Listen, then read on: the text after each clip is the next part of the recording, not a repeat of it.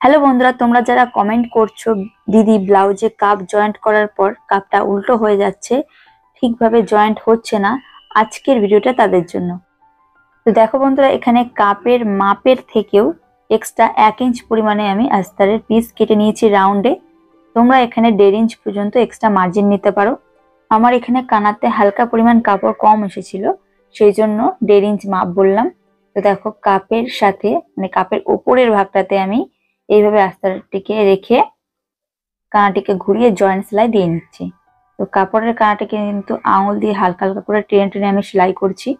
এইভাবে দেখো, এক্সট্রা যে মার্জিনটি আছে এইভাবে একটি ভাঁজ দিয়ে এইভাবে জয়েন্ট সেলাইটি আমি করে নিলাম। এর ফলে কি হলো, কাপের ওপরের পজিশনটা ঢাকা পড়ে গেল বা আস্তারের সাথে সেলাই হয়ে গেল। বোঝা গেল? দেখো বন্ধুরা, ভীষণ সুন্দরভাবে এখানে কাপের উপরে আস্তার জয়েন্ট হয়ে গেছে। দ্বিতীয় পার্টটিও কিন্তু সেম ভাবে আমি সেলাই করে নিয়েছি। তো এখানে প্রথমে বুঝতে হবে কাপের উপরের দিক মানে সোজা দিক, আর উল্টো দিক মানে নিচের দিক কোনটা সেটা। যে দিকটায় আমি আস্তার জয়েন্ট করেছি সেটি হচ্ছে উপরের দিক মানে সোজা দিক, আর নিচের দিকটা সাদা প্লেন আছে, এটা খোল দিক বা উল্টো দিক। বুঝা গেছে?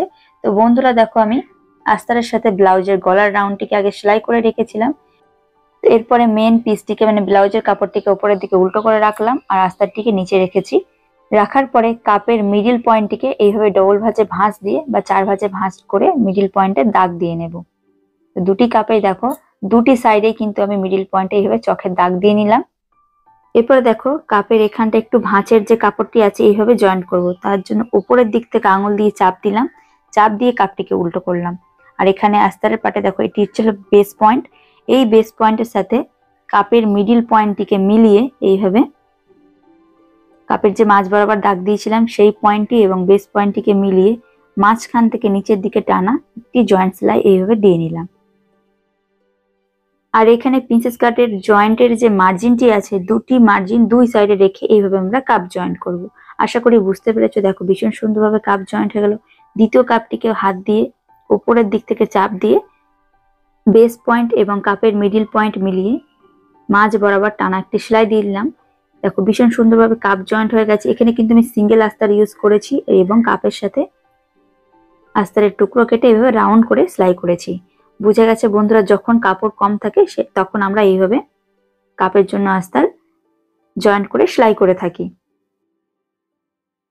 তো বন্ধুরা, এখন পুজো প্রায় শুরু হয়ে গেছে, হাতে একদমই সময় কম, তাও কিছু সময় বাঁচিয়ে তোমাদের জন্য এই ভিডিওটা আমি বানিয়ে রেখেছিলাম, যারা অনেক কমেন্ট করছো তাদের জন্য। দেখো বন্ধুরা, ব্লাউজটিকে আবারও উল্টো করে নিয়ে নিচের দিক থেকে 1/2 ইঞ্চ পরিমাণে মার্জিন নিয়ে একটি টানা সেলাই দিয়ে নিলাম। এরপরে ব্লাউজের মেন কাপড়ে যদি এক্সট্রা মার্জিন থেকে থাকে সেটিকে সমান করে কেটে নিয়ে প্রিন্সেস কাটের জয়েন্টের জায়গায় 2-1টা এক্সট্রা মার্জিনের উপরে কাট লাগিয়ে নেব, যাতে টান না পড়ে। এইভাবে কাট লাগিয়ে নিলাম। এরপরে ব্লাউজটিকে উল্টিয়ে সোজা করে নেব। সোজা করে নিয়ে নিচের কানার দিক থেকে 1/2 ইঞ্চ গ্যাপ রেখে আরেকটি সেলাই দিয়ে নেব। তো এই ভিডিওটির পরে যাদের কাপ ব্লাউজে উল্টো জয়েন্ট হয়ে যাচ্ছিল তাদের আশা করি আর ভুল হবে না। ভিডিও ভালো লেগে থাকলে অবশ্যই লাইক, কমেন্ট, শেয়ার এন্ড চ্যানেলটি সাবস্ক্রাইব করতে একদম ভুলো না।